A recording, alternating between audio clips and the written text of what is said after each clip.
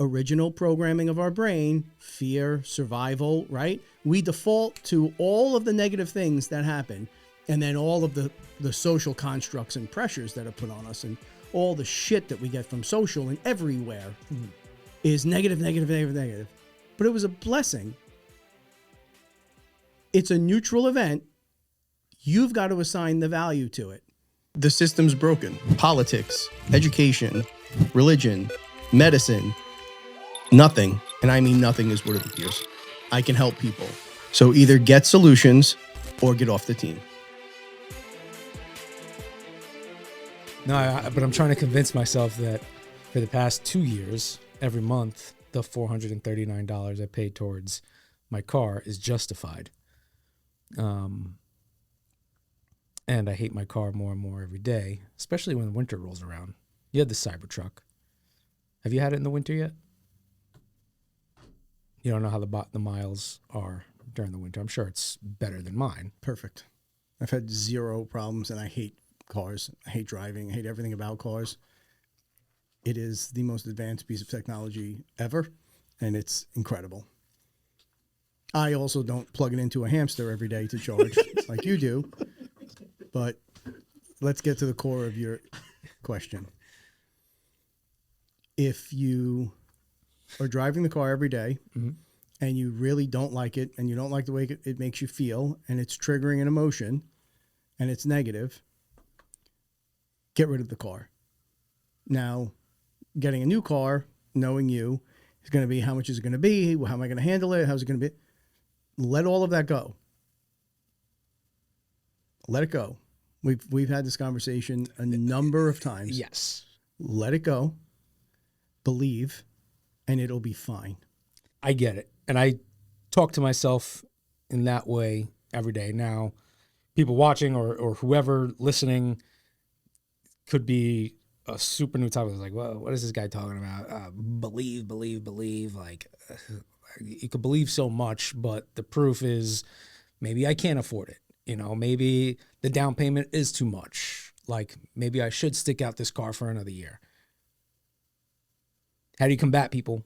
If that's what you think, that is precisely what the proof will be.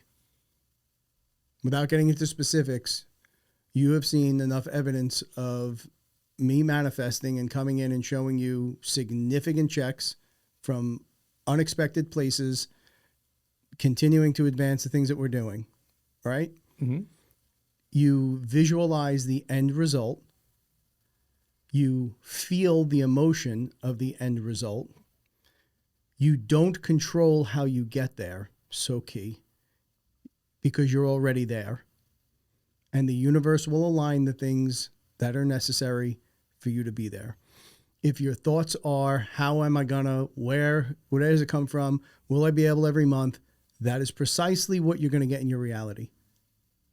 If you let those things go and you see and feel and you know you're in that new car and it's better for you, it's better for your wife, it's better for your kids, it's better overall, it's better for your mental health because we're not abusing you every day when you bring the hamster wheel car in.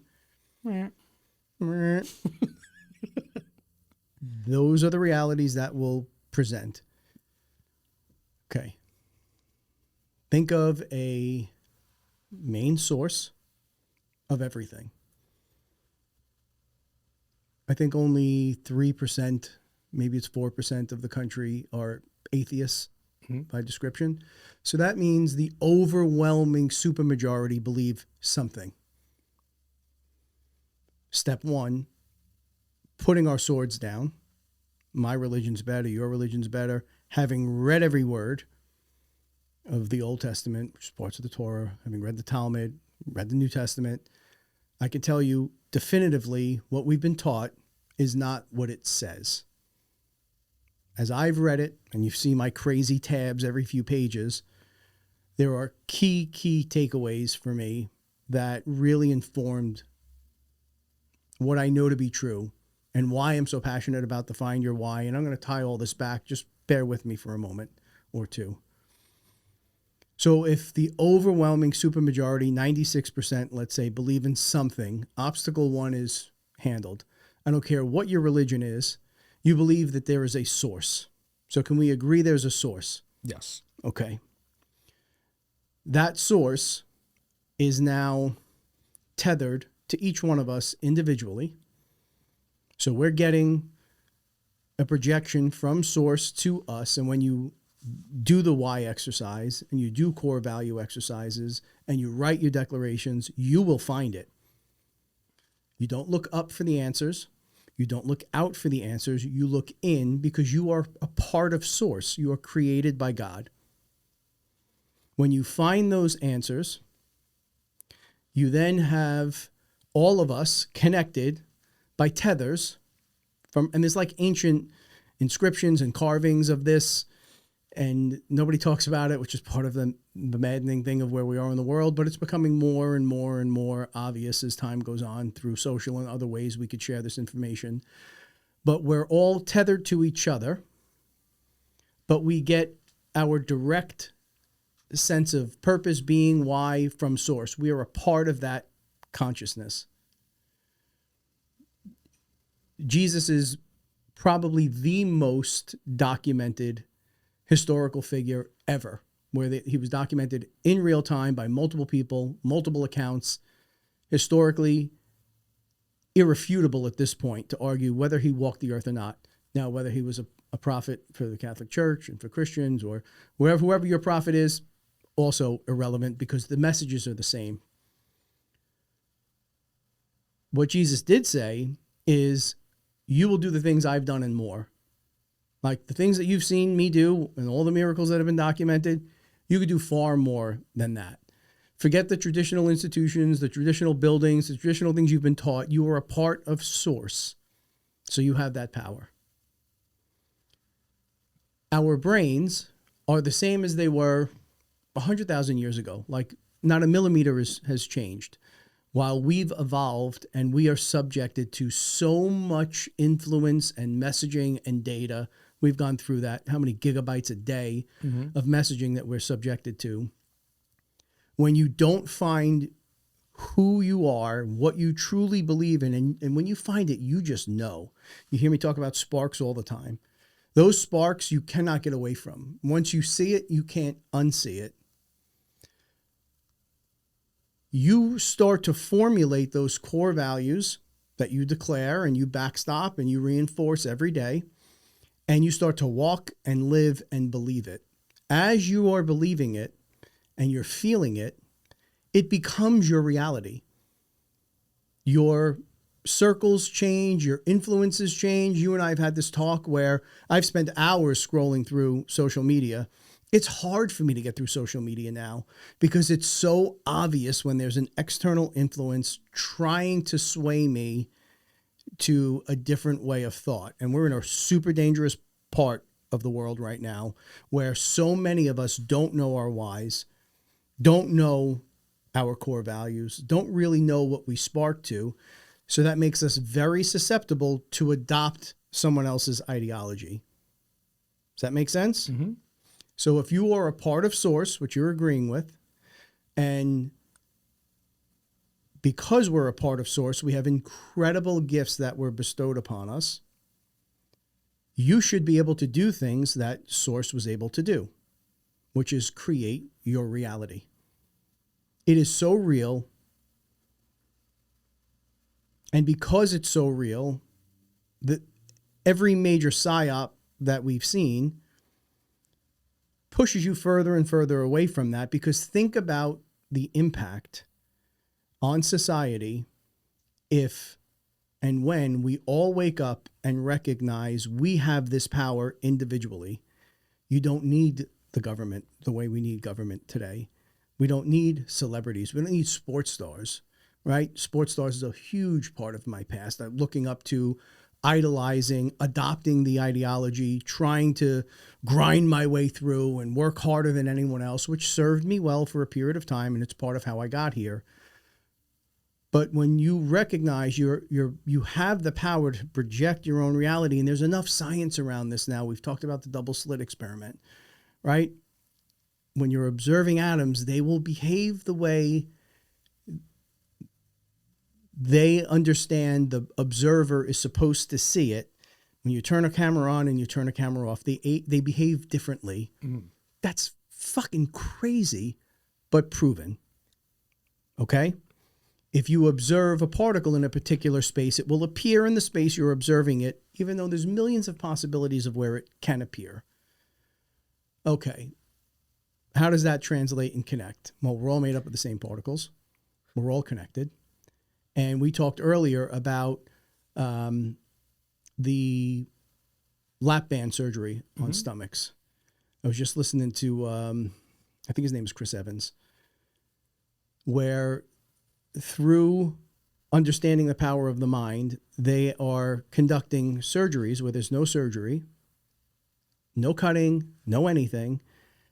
The results of people who go through this mental exercise believing that they had the surgery, to the extent where they put a bandage on their skin after the fact to remind them, their results are 85% equal or greater to the results of the people who actually had the surgery. We've talked about studies, study after study after study, of people who go and lift weights and those who truly visualize and believe they're lifting weights. And the strength gains are almost indistinguishable between the group that's lifting the weights and the group that's not. The muscles are getting stronger because they're being told, they feel it, they can see how they look physically. You've seen my body completely transform. You've been around long enough to know I haven't changed my diet. I haven't changed almost anything over the last several years, and another 50 pounds just flew off. When you believe it and you see it and you feel it, you make it a reality. So when you believe the money is going to be a problem, when you believe all of these pieces, Neville Goddard has great teachings about this, and there's a whole bunch of documents that have like 2, 3, 4 liners that really reinforce this. It becomes your reality. And as you change your reality, you have your screen, I have my screen. Sometimes our screens have to interact because we're working on a shared goal. And that's where the law of attraction comes in, where if we're not aligning and I believe I'm at that end game and the end game is now, you won't be a part of that screen anymore. And somebody else who shares it comes into my universe. And I've seen that happen over and over and over. We have seen so many examples where we set our mind to something, and a lot of times you guys still say, you text me and I call you on it. Oh, it's funny you say that because, oh, it's so funny you just brought that up, because it's not funny. There is no coincidence. Of course this had to happen. So until you shed the doubt and the fear, the primal brain hasn't changed. I talked about this earlier, from 100,000 years ago. It was safety, it was sex, it was shelter, it was food. That's all we were concerned about. Mm-hmm. So if the brain hasn't physically changed, that's your core programming. So while you're not worried about going outside and getting eaten by a Bengal tiger, you're worried about the other fears that society has projected on you. Number 1, 2, and 3 is money, right? Mm-hmm. So if you're fearing it and you're feeling that fear, that is what you're going to get. And it's a quantum leap, literally and figuratively. And it's not like, for me, this happened overnight. It didn't happen over a year. It didn't happen over years. But the example I gave earlier of, if you dress every day in sweatpants and you feel super comfortable with it, and one day you're given a 3-piece suit and $1,000 shoes and you're all manicured, when you go outside, you're going to feel like, because people are going to look at you, you're going to feel like, I look like an idiot. The pants are too short. This jacket is tight. It doesn't fit right. I'm getting a rash. The shirt, the collar, the tie. What they're really thinking is, Mike looks tight. Like, Mike looks really good. But your brain is programmed fear, right? This is different. And until you put that suit on every day for however long it takes, that's going to be your perception. But one day, when that clicks, and you're wearing that suit and you're feeling like, I'm a player, I look sharp, I'm ready to go, you're going to project that onto your screen, and other people are going to see it, and you're going to attract different people. Does that make sense? Yep. So as much as I love to shit on you, I'm not shitting on you now saying, just stop fucking saying it. Stop worrying about it. But that's what you need to hear. Mm-hmm. And you need to continue to see the examples of it so you can believe. Yeah, and it's tough because you said it perfectly where you're saying this didn't happen overnight, right? Years and years of work and all that. So me, Pete, or whoever who thinks of something as simple as a car. Most people, not everybody, has a car, and they pick their car that they're going to drive based on what they can afford. Now, if I wanted, what I would love is a Range Rover. I know right now I ain't getting no Range Rover right now. But if I change my mindset, probably tomorrow. But is it dangerous if I said, "Oh yeah, I'll get a Range Rover and I'll pay $1,000 a month, whatever the payment is," knowing right now I'm not financially ready to pay for that. But by what you're saying is that you shouldn't worry. The short answer is no, it's not dangerous. The long answer is it's very dangerous if you haven't put the work in and you're not at that place. And for everybody, it's different. I've seen some people who pick it up immediately, and I've seen others that will likely never pick it up. So you have to know you're ready and that you believe in this. And you've seen my schedule change. We've been through all this sort of stuff, right? I meditate every single morning. I meditate every single night. I've had some wild experiences through those meditations. I do my declarations every single day. I read my Goddard teachings every single day. I do, they're called chest openers or something like that, these exercises for de-stressing. I do these like minute long or 2 minute long rants if I'm having a minute of doubt, where I rip through my declarations. I am perfection. I am love. I am unstoppable. I'm everyone's top priority. My wealth grows every day. And I pump it in, right? Because you have those flickers of doubt. When you've done the work and you're doing the work, which should not feel like work, it should feel like, I can't wait to do this. And that takes time. Getting up every day, writing this stuff out, reading 10 minutes of whatever religious book I'm reading, doing I'm drawing a blank. The declarations, listening to the meditations. It goes from, I got to do this now, looking at my watch, checking my phone, to that's just what I do. It becomes habit, right? It's become my new environment. I will not take calls before 10 a.m. unless it's a glaring emergency. Like when I call. No. And I won't be here after 5. Because the so much time and energy, Mike, gets spent on the distractions that were put here by design to keep us from where we really should be and what we really should be thinking about. And we do those things for hours on end, playing video games, which I love. I'm not knocking video games, a time and a place. Mm-hmm. Scrolling through social media, binge watching stuff on TV, getting lost in stuff, again, time and a place. Yet so much of us, maybe 9 out of 10 people that I meet, are truly not happy. Really, truly fulfilled and happy. We repeat the same things every day. Therefore, nothing can change. We're in these loops. I was making notes the other day. I was hunting with my son. And, he went down to his stand. I went to my stand. I get out super early. It's dark. It's quiet. It helps me get into like a theta state where I get my best ideas and real clarity when I'm in a tree stand. You sit in a tree stand for 12 hours a day. How the hell do you do that, by the way? Well, I used to do it by going through my phone, watching movies, scrolling through social media, distraction. You just wait until you hear a noise and try and locate something? Wait till every so often you're looking around, it's called glassing, you're listening, you do your calls, but there's days where you see almost nothing, if anything, and there's days when it's crazy off the hop. But in those quiet times, I found a pull to, okay, well, what time is it? And maybe I'm going to come out for lunch. So if I'm going to come out for lunch, I'll do it at 11. Oh, it's only 9 o'clock. All right. Oh, it's only 9:30. Well, let me do some scrolling. Oh, it's only 10:15. And I went, what am I doing? I wait for this time of year every year because it's one of my favorite things to do is to go out and hunt and be in nature. And here I am doing it the thing I can't wait to do every year, and I'm looking for the distractions. How about I get in the moment and enjoy it? And it's hard to be present in this world. 100%.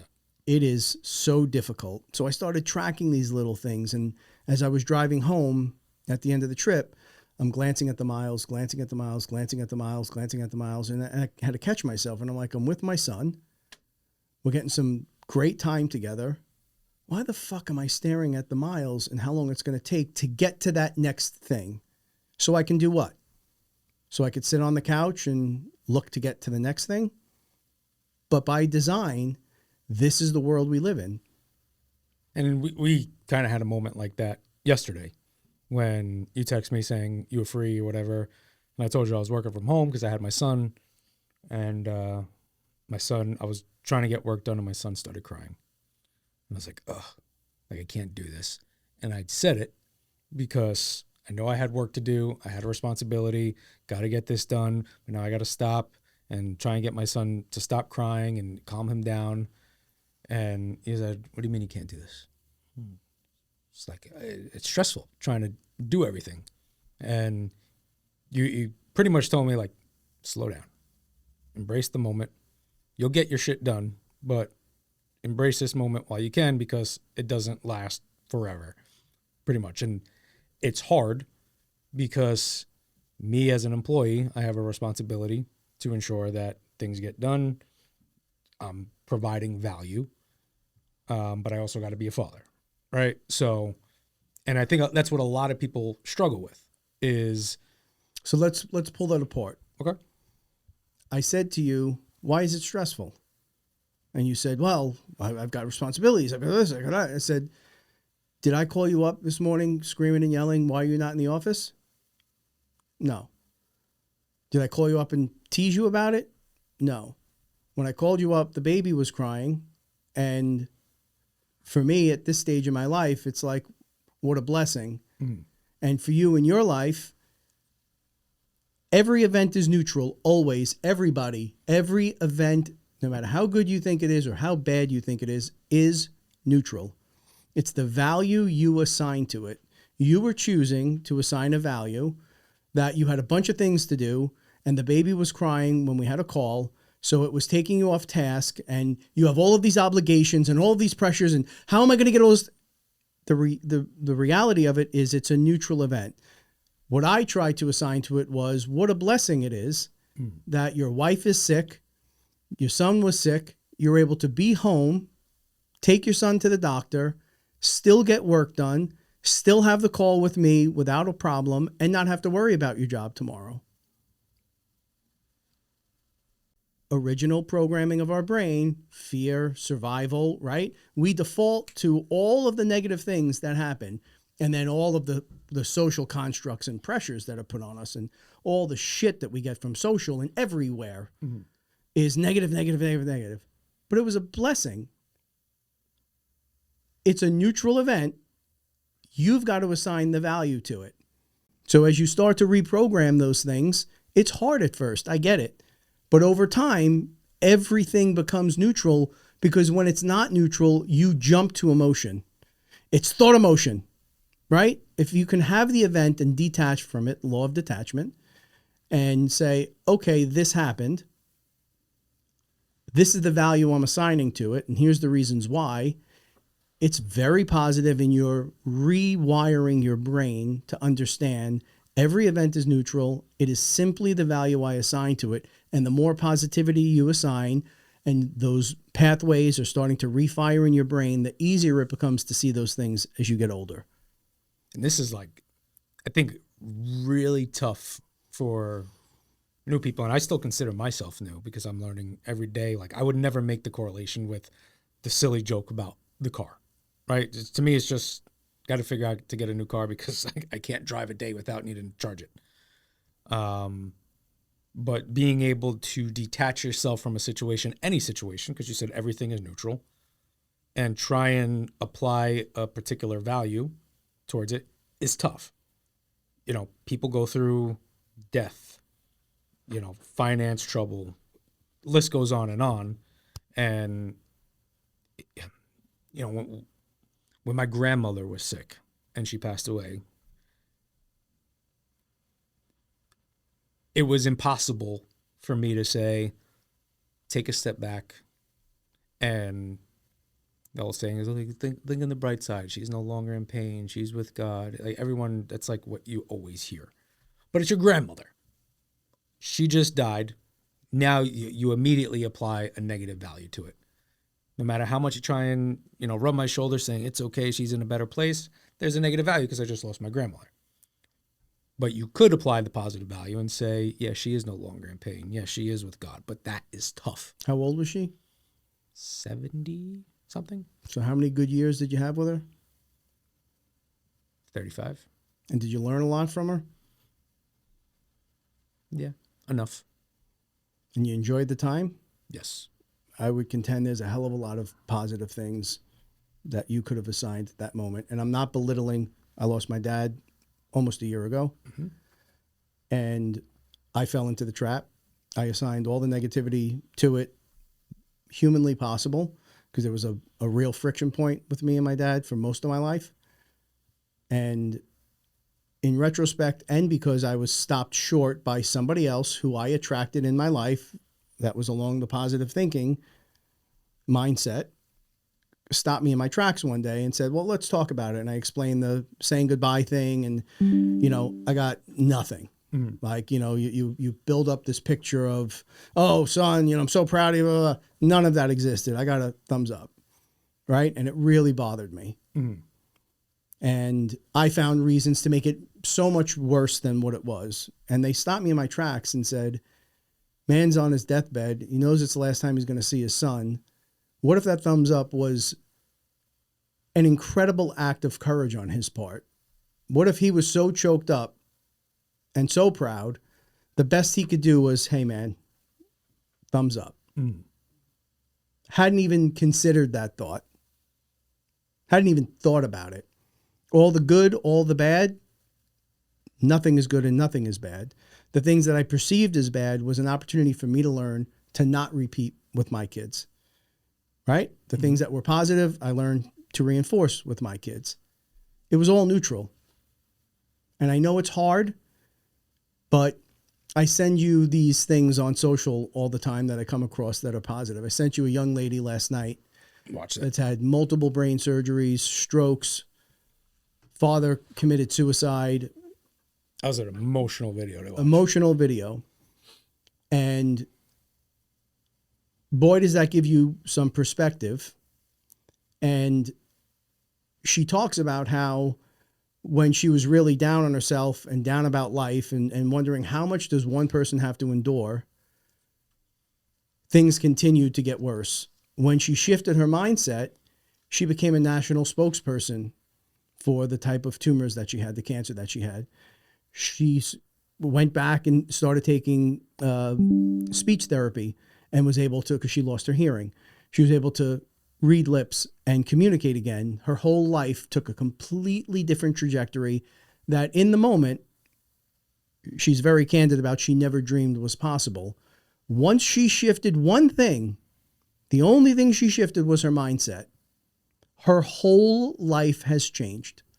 Now, not only is she living an amazing, fulfilled life, she's inspiring fucking millions of people who have gone through the bad experiences like her and who have not. One thing changed. Mindset. That was it. The proof is everywhere, but again, because we're programmed and we're physically built with the same noodle that we had 100,000 years ago, fear, life safety, protection. We haven't evolved that way. We haven't evolved to endure this insane amount of influence. I would contend it's by design and it's evil. It's too much negative influence. It's so negative. It's so over the top. We have become so polarized. And we hear about that now. It's acknowledged now on both sides, but there's no fix. Well, we need to have our kids on social media less.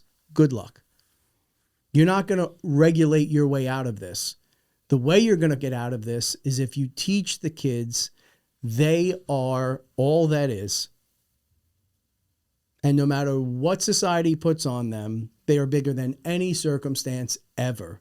And when they believe in themselves, and again, they don't look up to God first, they don't look out to their community or their extended community on social first, they look in, naturally the noise starts to fade away.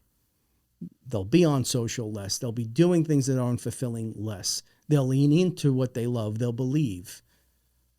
It's why we're doing the academy and why those first modules were so important and why education reform and term limits are so critical, because there's a broken system. And while at least we're talking about the problems now, nobody's talking about reasonable solutions. And we're not, again, going to over-legislate our way out of this.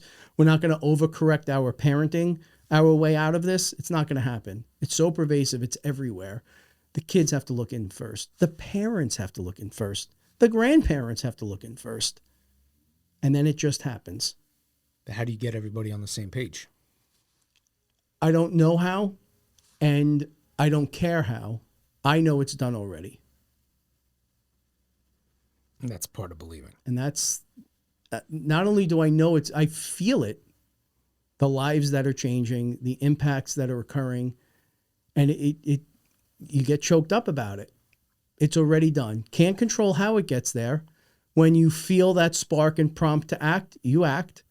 But short of that, my style with you and the team has been a 180. Instead of these long meetings where I'm whiteboarding and directing and telling, now it's very much, okay, where are you guys at? This looks great. Maybe change this, add that. I've pulled completely back because me controlling those pressure points or steps means I don't believe it's done already. It's, if you let us operate, then they're bringing the vision to the finish These line. other influences, when I need to speak, I know.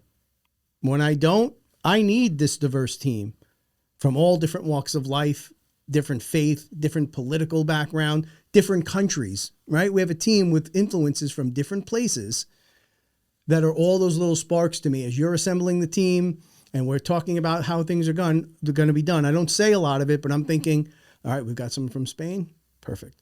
Okay, we have someone from a completely different faith. Perfect. Okay, we have someone from a different political idea. Perfect. We need all of that, right? But I'm not controlling it. If I would have controlled it, it would have been a maniacal process.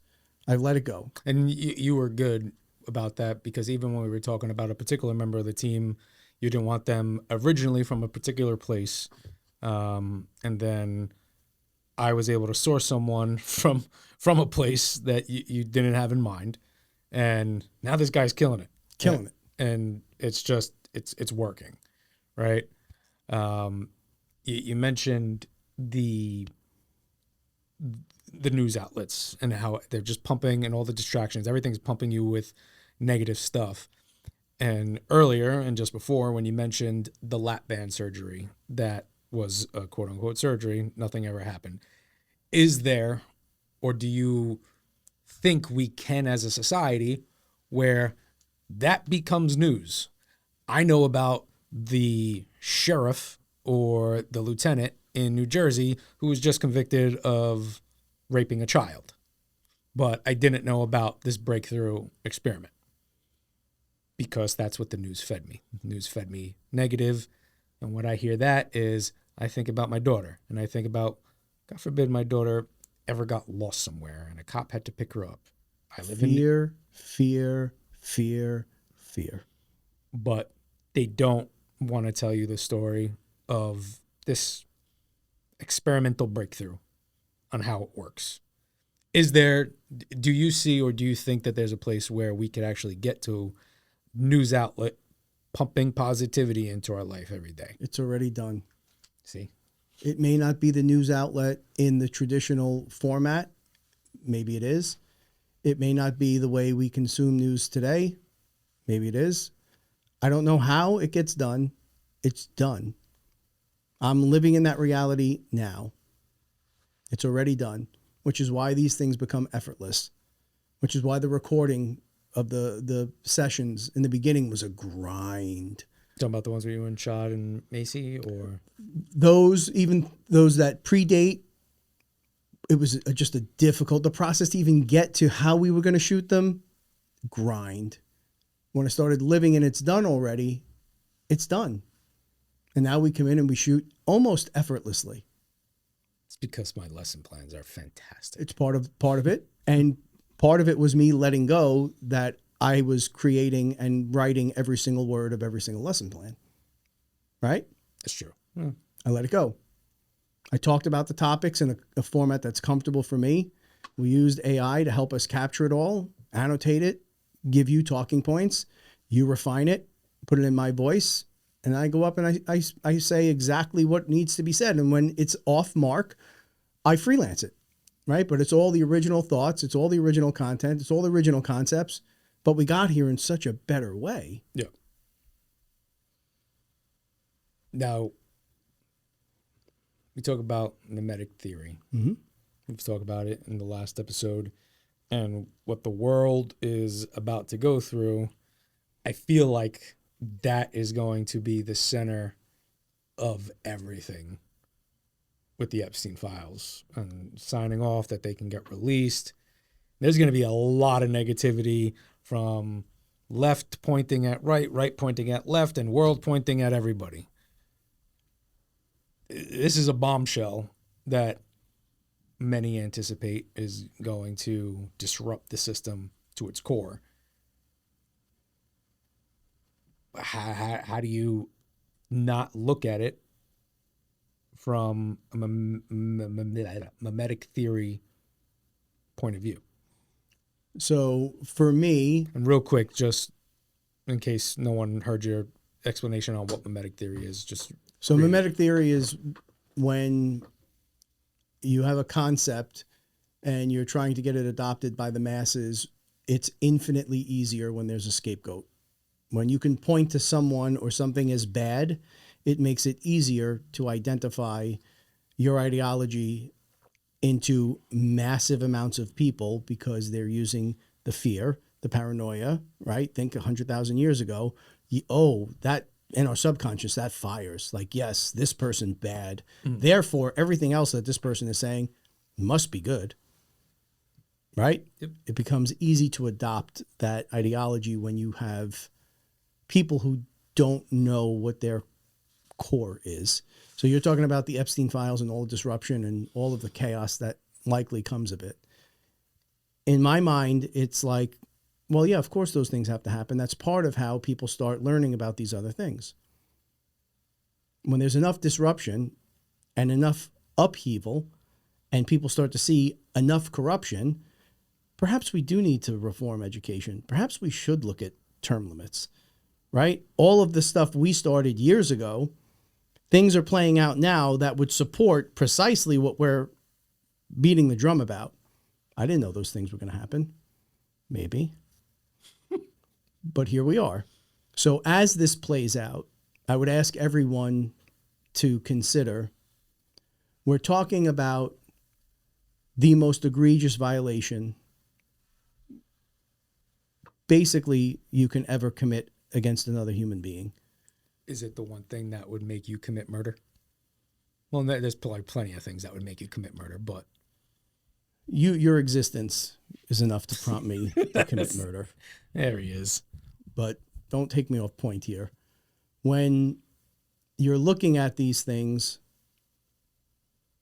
there's going to be a lot of gray area, some of it intentionally, some of it just because it's gray. There's going to be a lot of pretty clear lines of who did what. And then there's going to be a bunch of shit we're never going to learn about in this go around anyway. If your first thought is to align with your political group and only look at what the other side did, it's a real opportunity for you to, I don't care. The academy is free. It's always going to be free. I'm not gaining anything from this. There's no financial benefit. There's no firewall. It's just, I want to share what I've learned. Maybe it's a good time to start looking at those things about your why and your core values and start to really understand who you are, because something is wrong. Right? Yep. This should be across the board. If there is clear evidence that someone did this, they go to prison. Full stop. If there's evidence that they didn't do it but took funding from them, we got to really take a hard look at should these people be in a position of power, because their judgment is super, super questionable. And then again, there's going to be a lot of gray in between, and there are some even far worse things we won't hear about now. But that's a good check valve. You know, people get crazy about the Charlie Kirk thing one way or the other, and that's very sad. Nobody should be shot for their beliefs. You know, I agreed with a lot of the concepts Charlie had.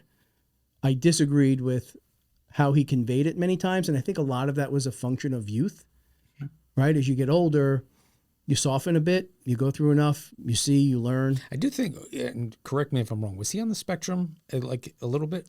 I couldn't tell you. I think I saw something that he was on the spectrum, and if I'm wrong, I apologize, but I thought I saw something. And if that's the case, a lot of the times it's hard for them to have an emotional attachment to their words. Whether you are or you aren't, if you're just speaking your truth, there is absolutely no circumstance where it is okay for people to be posting, laughing, joking, mocking. That's a really scary place, because carry that forward. As these files come out, there's going to be people on both sides of the aisle that are guilty as sin. In that thought process, well, it's okay to go out and take these people out because they've done the most egregious thing. Certainly, raping a child or sex with a minor is far worse than speaking your truth about your faith and speaking your truth about political beliefs, right? So these are the micro movements that really lead to a collapse in society. And I've joked with you about it, but then I got serious about it. We're at that inflection point in the country and the world where we need to start looking in before we look up, before we look out, get aligned with who we are, and the rest of the stuff will start to fall away. Just do better. We got to do better. So I could see it playing out in my head, right? Because right now the narrative with the Epstein files is Trump's on the list. Trump did bad. Now, that's one narrative that you're hearing. Yes. And I've heard in the past, I've heard, Clinton, this person, that person, what have you. Now, the other narrative is his administration brought the prosecution, and he was an informant for the FBI against Epstein. I didn't hear that one. And he threw him out of Mar-a-Lago and banned him from the club, right? So those are the narratives that are dangerous on both sides. When evidence comes out, if it's crystal clear that somebody committed an act against a child, it shouldn't make a shitting difference what side of the aisle you're on. That person does not deserve to be in a position of leadership. Now, how do you say the evidence is irrefutable, right? Like, because what recently came out was an email thread with Epstein's brother talking with somebody else about Trump and what he may have not done with Bill Clinton, what have you. But it's just words, right? So that's the gray area that we're going to get into here. You better be damn sure, because now we're talking about ruining people's lives, their families, their lives. We better be damn sure and clear. I don't think there's any argument that some really nasty shit has gone on here. But before we start jumping to that ideology-driven belief, that's what we have to understand and really be comfortable with. And again, for me, the patterns have become too easy to see. So I've got a really good sense of what's real and what's not real as this stuff comes out. I've got a really good sense of when we're in a psyop, which is pretty much all the time with everything. But I'm very grounded in my beliefs now. So it's easy for me to see it, and why it becomes hard for me to go on social media now, because it's like, it's exhausting. It's everywhere. Honestly, I'm going on Twitter or X. The one thing I constantly see is people talking about Trump and Trump done bad and yada, yada, yada. Um, but if this was proof, Trump should be arrested, obviously. But it's just words.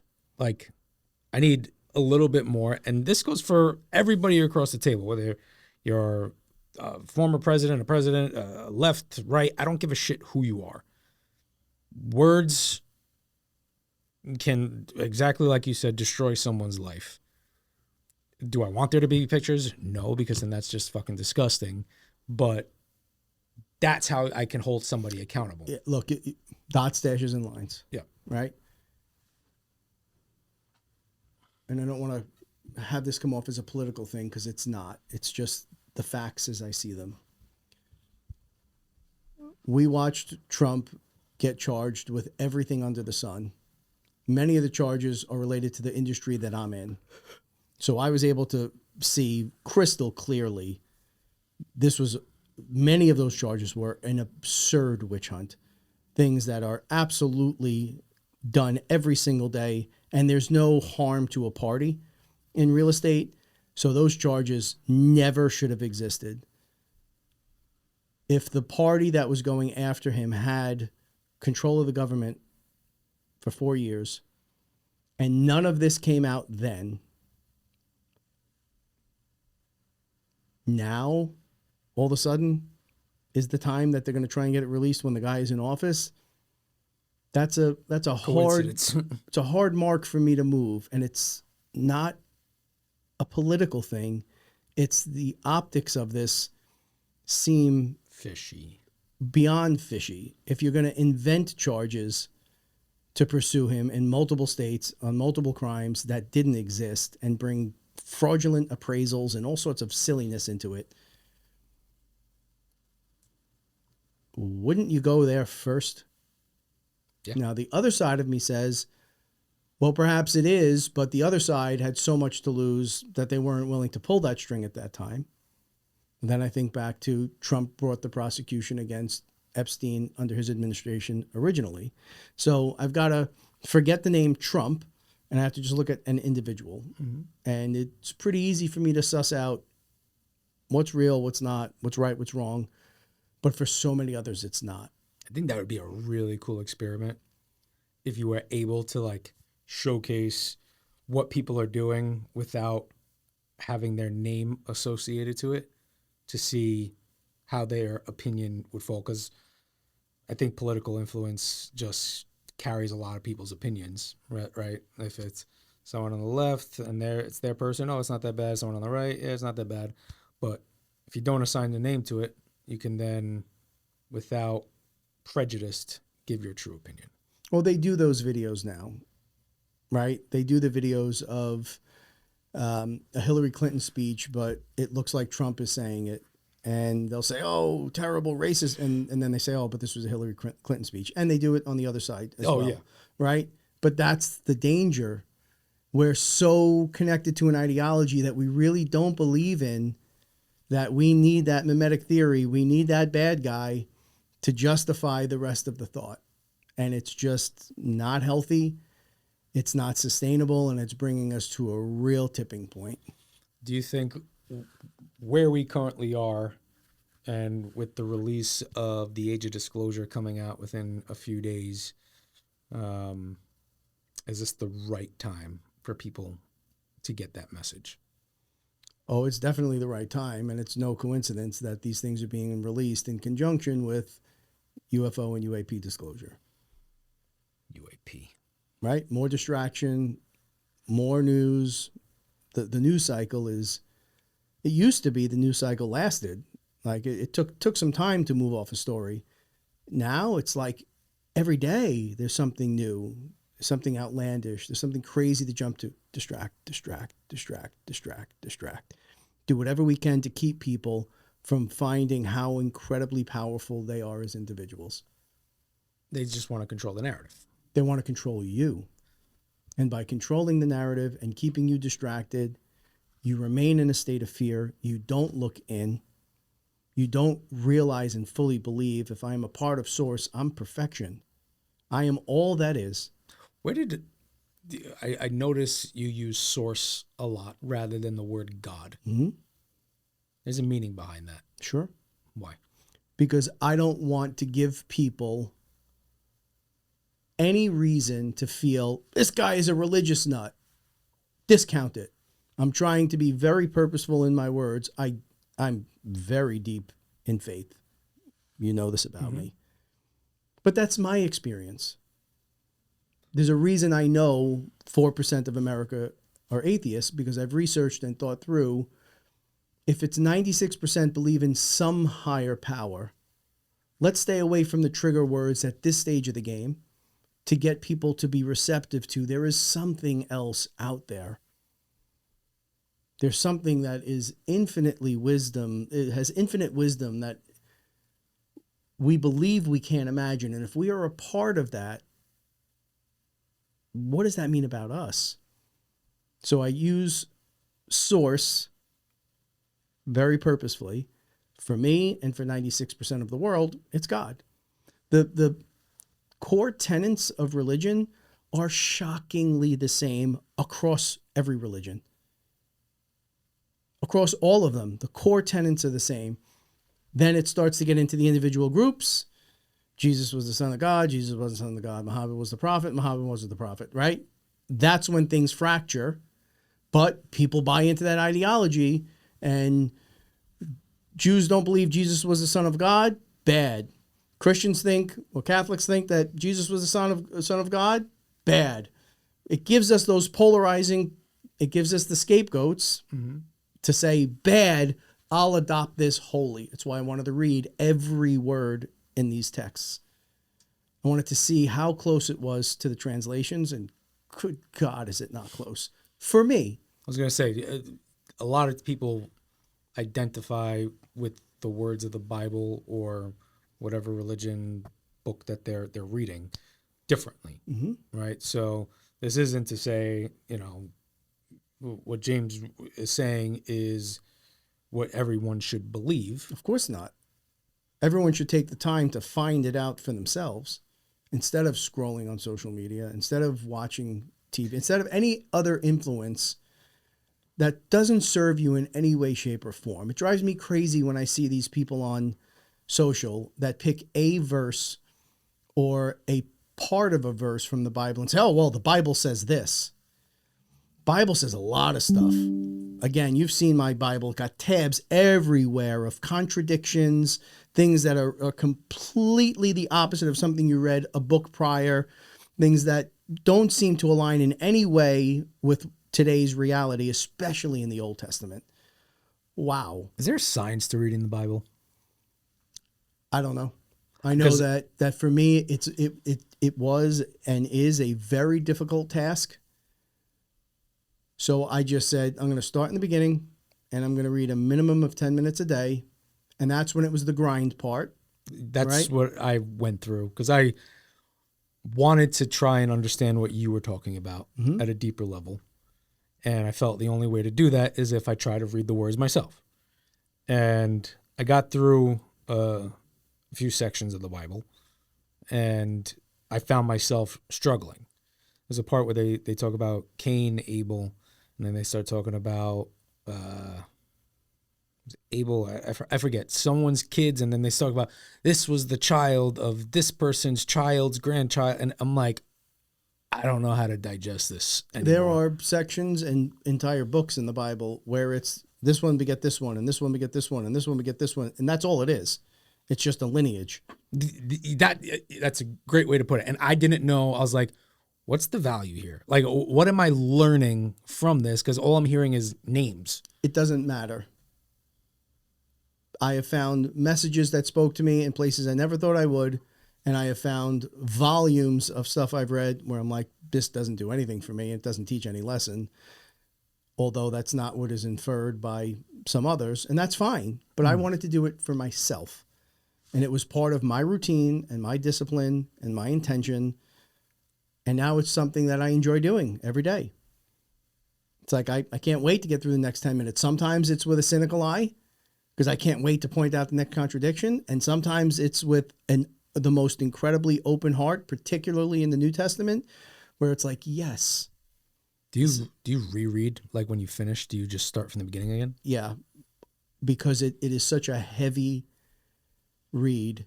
It's hard for my brain, this may not be for everyone, to go through it and critically think at the same time. I digest the material, I revisit, I add all my marks. And when I revisit, it's when, like, the brain connects, like, okay, yes. And I'm able to critically think a little bit more than the first time through. Yeah, I struggled with the Bible a lot, and I should pick it back up. But when I got to that part, I remember I was just like, I'm super confused or lost by the point of this. Okay, so it's 10 minutes a day? Yeah. Is there anything that's really that much more valuable in those 10 minutes? No. Right? Yes. So get back to it. Gut through it. Let it become habit. And let it inform your journey, your story. Doesn't have to be mine. But after going through this and the coaching and the Neville Goddard stuff and the Joe Dispenza stuff and the Navarro stuff and all the things that I've read over the years, I am 100% sure of the mysteries. I've got the answers. And I explained a lot of them earlier. That is what's going on. That's who we are. It's what we're capable of. And it's working beautifully for me. I love mysteries, right? And unanswered questions, stories, what have you. And I think we should have a day where we just go through some key things that you think are like, some really good topics to touch on. But entertain me with one. Sure. Yeah, I wouldn't even know where to begin. Okay. So let's do a doozy if we're going to do one. What we talked about earlier, if the power of the mind, and Pete blurted out placebo effect at one point. What's up with Pete, like giving like really good shout out comments the past 2 times? He's going through the academy. Yes, he is. He's looking in, and he's getting a really good grasp of who he is. I'm happy about Pete. Me too. Good boy. So makes it harder to bust his balls, but continue. It's still bust your balls. Yeah. If my theories are correct, and it's not a theory to me, I'm just trying to be as level set as I can, and we are a part of Source, and our mind can do these incredible things. Think about how much, just for a moment, buy in 1,000% that you can heal yourself, you can heal others, you can create any reality that you want and live that reality, because there is no time. There's just right now. See, that's a deep one. And yeah, but buy in for a minute. What would that do to Big Pharma? Eliminate it. All but eliminate it. If the placebo effect that gets buried, which essentially is people take a medicine and it's a placebo, it's not real, and they chart the results. If you believe you're taking the medicine and you believe that it's going to make you better, you get better. So now they're doing all of these experiments where atoms are positioning themselves and behaving the way the atom somehow knows, or the particle knows, we perceive this is the way it needs to present itself. If that's documented for 50 years, the double slit experiment has been confirmed, and we can present a reality and change the behavior of particles based on how we are perceiving them, and we can perceive that we're not sick, and we can wake up every day and not feel bad, right? Because when you're overweight or you're sick and you're out of shape, your thought is, oh, I'm going to put my socks on because I don't like the way I look. The shirt is too tight, right? Negative, negative, negative, negative, negative, negative, negative. When you start to see yourself as perfection, the body responds. How many medications come off the shelves? How about the military industrial complex where we're all a part of source? We're not going to fight wars over religion for fucking forever that we have fought and different ideologies, and we're all the same people, and there's a love that we should have for each and every one of us. We don't need all these weapons. We don't need all of this insanity. The NGOs and all the money that goes into all of these causes all over the world don't need it. The structures start to fall away. The influence starts to fall away. If we ever, as a society collectively, believed in a higher authority and those principles, everything goes away and like a utopia emerges, truly. And we're at a point now with disclosure, UFO, on the heels of Epstein, 3i Atlas, Mars, life. A year later, they make the announcement, NASA, we're going back to the moon. For me, the signs are everywhere. You know, I've been on this stuff from day one. It was another piece before NASA confirmed there was life on Mars. And people are going to say, oh, yeah, but it's just bacteria. Okay. It can't be a coincidence that Elon Musk is obsessed with getting to Mars, right? And when you start to peel back those layers and really think about why, it's scary because this planet has gone through many shifts over time. Earth that caused cataclysmic events. And there's a lot of weird shit going on now. There's this gravitational anomaly that's growing and expected to be the size of continental Europe soon, where we can't, it doesn't protect us from the sun's rays anymore. The sun's making all of these solar flares while 3i Atlas is coming around, and NASA posts a picture after all this time when they cut the feed, and I was talking about it leading up to it. It's going to be going past Mars. We'll be able to get government shutdown, feed's cut. And now they release a picture that looks like a street light. It's so bad when there are hobby astronomers posting far clearer pictures from here out of their backyards. It's like the signs are fucking everywhere that there's something else at play, but that destabilizes everything for the people who centralize power. It's such an opportunity to take it back for those of us who don't. And I'm doing all of this in the midst of the biggest things I've ever done in my career from a business perspective. Because I know and I feel it and it has to happen because it's already done. I could be focusing on a lot of stuff at work. A lot of people, like, they ask me, is like, what is James up to? And I tell them what, the mission is and all that. It's like, why? Do you really want to go down that rabbit hole? This is the why. Yeah. And we're at a pivotal point, people. And a lot of people don't understand. It's like, why would James do this? The guy has made millions of dollars in real estate, has a turtle back in New Mexico, all this stuff. Thousands and thousands and thousands of assets. Where you could be putting all your attention, making tens of millions of dollars and just focusing on that.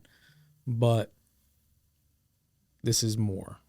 This is bigger than a dollar sign. This is bigger than... I have kids. Simple enough. I got kids, and I see where we're headed. And I've talked to you about this before. I could not and would not impart this stuff just to my kids because it just continues the path. And that's not fair. There are a lot of people that won't have access to this information. If we don't jumpstart this and get this out and start getting people to think beyond themselves and beyond just their family, because we are all connected. And once you feel that, you have no choice. You just have to do it because you want to do it. You can't wait to do it. And the work stuff has become easy for me. It's like I see it, and we've had these events, and now the stuff will probably add up for you a little bit more when we have big events and we're getting great press and there's all sorts of notoriety and people are buying and things are happening and everyone's worked hard toward this event and everyone's high-fiving and celebrating, and I'm pretty neutral. It drives me fucking insane. But I've seen it Yeah. crystal clearly. And of course it had to happen. Now, that's not an excuse for me to not share in the joy. That's part of what I've been working on. Just because I saw it doesn't mean you don't give gratitude for it happening the way it happened. And seeing everybody else enjoy it is a blessing. But of course, because I believe it's done already, because it is. There are some big initiatives. I don't want to get into the specifics, but Yeah. you're aware of them. Mhm. Things that for decades were a certain way, and it was like, no way. And it's, of course, it's done already. And then you start to see domino tip, domino, and it just, the door's open. You know, and I'll end it right here, but it's kind of like a full circle moment when I think back at it. But our first trip with the team, when you brought us to New Mexico, I don't know if you remember, but coming back home, we got stuck in Denver airport. And we were talking about the project. It was still very new. And I had just joined the team. I've been on for a few months. And he looked at me, and I'm pretty sure this was before you went on this journey. And he looked at me and was like, Mike, we got to do this. We got to do this. And I said, straight up to you, oh, it's going to get done. Oh, we're going to do it. And back in the day when I was in radio, one of my mentors in radio at the time was just like, just be a doer. Just do, and it'll get done. And now it's gone from do it to we're already there. And it's cool in a sense, because when I said it at the time that it was going to get done and see how much progress we made, it's crazy how fast things actually do happen. I had the uncomfortable suit on at that point. I've always had the vision. I've always seen the finished product, but I had to control every miserable step in how we got there.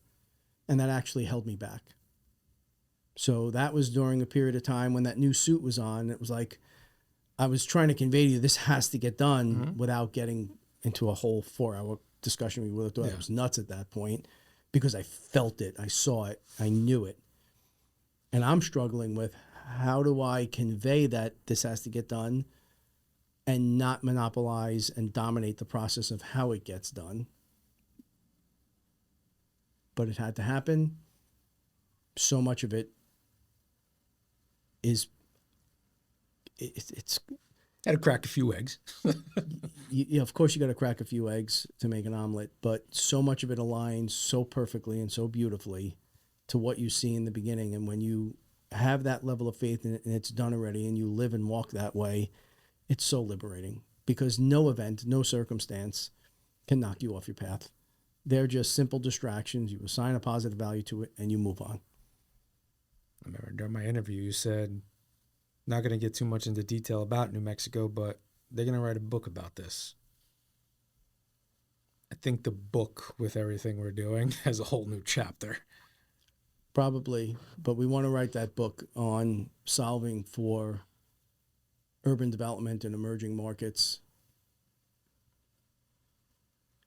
because that will transform and change a lot of people's lives. A lot of good people that feel stuck. Which is most of the country. Yeah. Real exciting stuff. But we could end it there. And next episode that we do together, I want to get into the book that you're reading, The Fingerprints of the Gods. And I feel like that's where a lot of the mysteries that you talk about. It's all there. I said it right? That's the name of the book? Yeah. Fingerprints of the Gods. Fingerprints of the Gods. Graham Hancock.